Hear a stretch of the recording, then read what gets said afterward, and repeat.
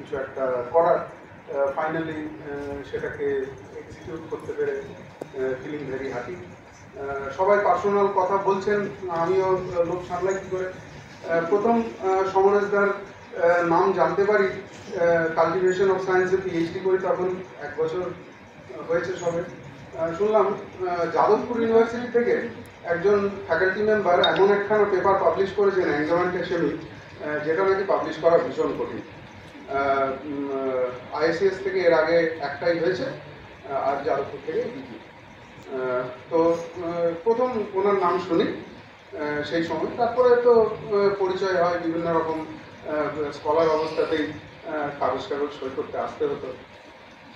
তারপর এখানে জয়েন করলাম, সেটাও একটা মানে জয়েন করাটাও অ্যাক্সিডেন্টাল, যাই হোক সেই গল্প না পরে বলা যাবে।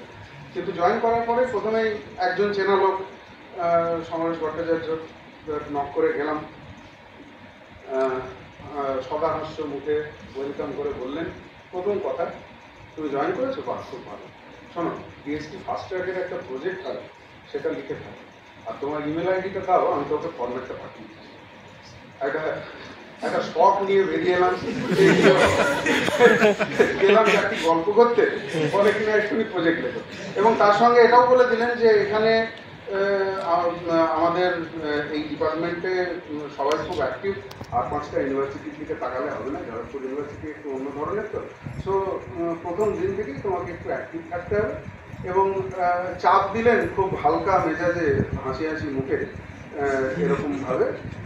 তো তারপরে মানে উনি অলমোস্ট একজন অসমবয়সী বন্ধু হয়েছেন, সমস্ত কিছুই তার সাথে শেয়ার করা উনিও করেন। খুব এনজয় করি ওনার কোম্পানি। সবাই যেমন বললেন যে এরকম একজন ভালো মানুষ সত্যিই খুব কম দেখতে পাওয়া যায়, আমারও তাই মনে হয়। সব থেকে যেটা ওনার মধ্যে পজিটিভ, অনেকেই বললেন যে হবে হবে, এটা তো আছেই। তাছাড়া কাউকে কোনোদিন যত বিরক্তিই হোক না কেন, অনেক সময় একসঙ্গে আছে হয়তো কারোর উপর বিরক্ত হয়েছে, কিন্তু তাকেও অ্যাড্রেস করার স্টাইলটা এমনভাবে যে সেই সামনের ভদ্রলোক বা ভদ্রমহিলা বুঝতেও পারবেন না যে ইনি সত্যিই আমার উপর বিরক্ত হয়েছে।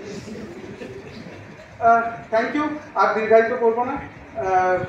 ধন্যবাদ সকলকে এই প্রোগ্রামের পার্ট হওয়ার জন্য, এবং আমাদের তরফ থেকে যদি কিছু ভুল ত্রুটি খামতি থেকে থাকে আন্তরিকভাবে ক্ষমা প্রার্থী। ধন্যবাদ সবাইকে। Thank you.